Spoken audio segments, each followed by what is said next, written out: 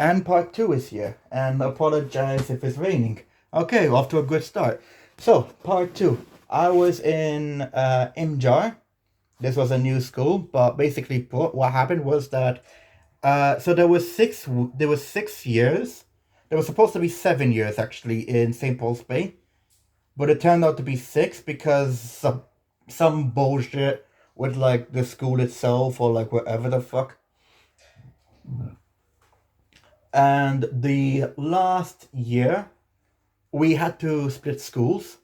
So I thought I would be a master. Okay, I would just sit and wait because there's the big bus, right? God damn, I don't know why I'm burping. And I'd see like some irrelevant students that I've met over my time. I saw Kane. I was like, "Hey, what's up, man? How you doing?" Right? But something very odd happened. I couldn't find Clarissa, and I don't know where she was. And like, excuse me if I'm being really fucking weird right now, but whatever. I still have butterflies in my stomach for fuck's sake. Um, I couldn't find her. 3 weeks later, this shit happened, and I cried for 35 minutes. And ever since then, that was the very first proper lesson I had where life was finally not fair for me anymore. That was the first very tough moment that I had where life was unfair to me. And I never understood why. Because she taught me all of this happiness and joyness. And if we were in an alternative timeline, I would have swear to fucking God on this. If we were in an alternative timeline and we were still best friends and we were still connected, I swear to fucking God, I would have fucking married her the moment I had a chance. Like, we would have been best friends, we would have been boyfriend and girlfriend, you know? Or quietly or secretly speaking because I loved her that much, right? I would have a big crush on her. And I would have been like 18, 19, 20 years old. It felt like forever for me. And I would have, done like a crafty surprise for her and show her a ring and saying that if she would marry me. But this is the current timeline that I'm in where that didn't happen. But if I had the chance, I would have fucking done it. Oh, have I would have done it. But, oh well. And, I've had my roadmap of despair for like the past, 8 months after she was gone. Like 8 months afterwards, I should say, excuse me. I fucked up my words. And every year I would have at least one suicidal thought, but never really did it. Uh, I would have three of them that were drowning, three of them that was falling down a cliff and then drowning, or like falling down a cliff and then maybe like I would hit some rocks or whatever. I would have one that was, blood loss, basically cutting my arm because I didn't want to cut over here. But I would like cut my arm, let it drain, and I would just try and fall unconscious. And there was one that was hanging. These are all thoughts. I never actually did them. As you can see, I'm completely fine. Nothing, no scars whatsoever, right? But it's just a thought. I had suicidal thoughts, not suicidal attempts. They're completely different. But I would have mild depression.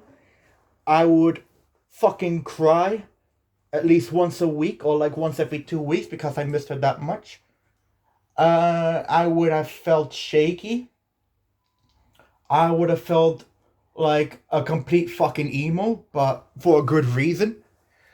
I had a decent, like in terms of like diet, I was completely decent up until I no longer gave a fuck back up until I was around 14. And I don't know why, I just decided to become chubby, right? Um, What else?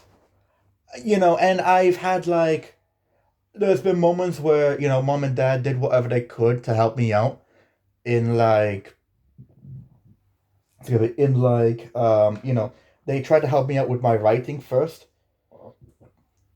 and then they like tried to help me out with like trying to give me like basically therapy for kids, where they try to understand me, understanding what's going on within me.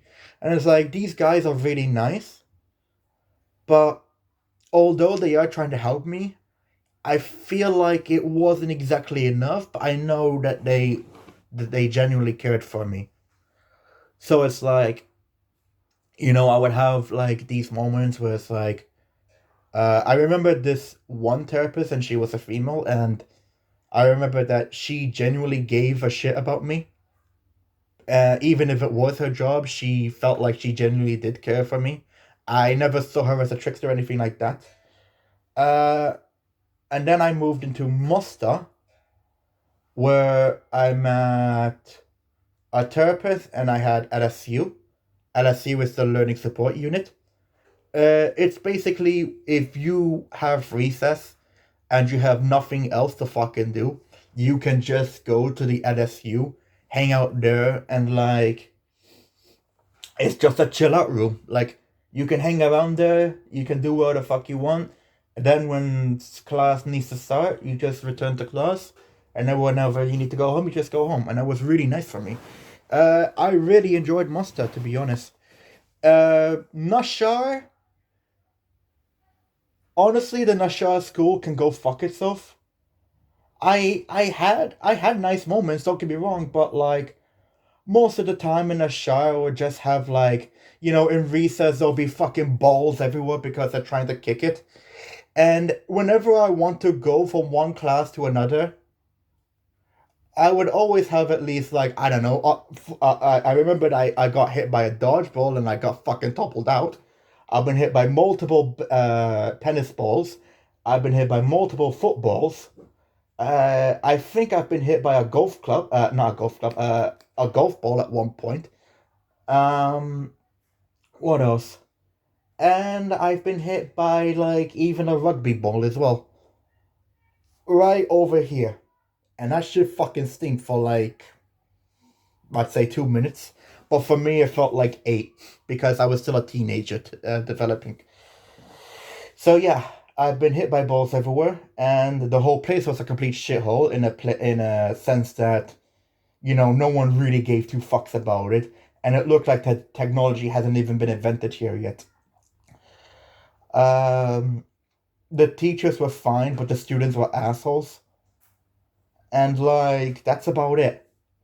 And like the only place that I really liked, funny enough, was the canteen, and there was a dude named Velmore, and his food was just really fucking cheap, as easy as possible. I would have students though that would just try and fucking bully me, and I would fucking fight back. I don't give a shit. I will fight back. You try to fucking taunt me, I'll fucking punch you in the gut. I was like that. And yeah, I just had a fucking like I had a shitty 2 years in Ashar, never really liked it, right? I had some mates back then, but again, it was just like temporarily friends I would have for like one year, several months, maybe like 18 months or whatever, right? And then I went to Mostar, and compared to how I was in, honest to God, I felt like Mostar was fucking heaven for me. Like the perfect school for someone like me. Holy shit. Fuck yes, dude. I'm glad to be back as an actual fucking student again. Nashar was my hell, and Mostar was my heaven. And I wanted to stay in Mostar for as long as I could, but unfortunately, I had to be in like Form 5. And yeah, fine, I had my bad moments in Mostar as well, but as time went on, and with the complaints that I had, and stuff like that, like it's like yeah, whatever, I had my moments, and it helped me like focus more about me than focusing about Clarissa. It actually helped me out quite a lot. into ignoring all the dark thoughts about Clarissa. It's like, hey, I don't feel so sad anymore. This is actually pretty nice for once. And then, let's just say depression kicked in again. The moment I could no longer be a monster. Or like the moment I realized this was gonna be my last year being here. Um, I would still have like, a bully here and there, but I could always kick their ass or like humiliate them enough to where they won't fuck with me again. I had this one fucking guy. I had this one little piece of shit like fucking bully who like tried to pull my pants down. And I not only did I pull my pants back up, I'll pull his pants back down and I'd fucking shove him over and I'd punch him right here in the cheek. And I saw the fear in his eyes and I just stopped. And he never fucked with me ever since. When it comes to someone bullying me, bitch, I will fucking fight back. I used to back then, I will fucking do it again. But I'm usually like a nice person. I'm just telling you this the life and the story that I've been into. And as long, not as long, the more I go on with the story about like how my life has been or how I've been growing up, it really makes me wish I had enough money to go talk to an actual therapist, or in a sake of absolute honor, right? If I could talk to Dr. K, because I think Dr. K would have been absolutely perfect for me. It would be an honor for me to talk to Dr. K. If you guys don't know, Dr. K is a therapist who has also been a monk and has also, if I'm not lost, he also graduated in University of Harvard. And so he used this all just to have been a therapy for Twitch streamers, from how I'm seeing it, or for gamers alike, to like try and improvise and make people feel happier, or find the missing moment of why they feel so sad and try and lift them up again. But to talk to someone like Dr. K would have been absolutely perfect. It would be a complete honor, because I feel like when it comes to like a really good therapist like Dr. K, I feel like he could fix absolutely anything. And I truly mean that. And I've seen like his videos and I've seen like all the work that he has done. Well, no, I haven't. I've seen like one with Asgard. I've seen one with Mitch. I've seen one with like even people that I didn't even realize existed. Like, if I'm not lost, Abby, Hazel, I think Mitch, Rackful, before the sage moment happened. Rest in peace, Rackful, to this day. F in the chat. Who else? I think there was one with Miskiff. The one with Miskiff was really good as well. And it just makes me wonder, like, if I have enough money, and if I can pay like a good therapist, would they actually give a fuck about me, or would they waste my money? And that's something that I need to worry about myself, and a lot of research and digging that I need to do.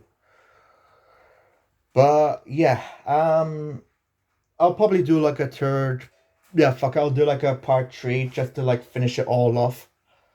So I'm just gonna move on to part 3.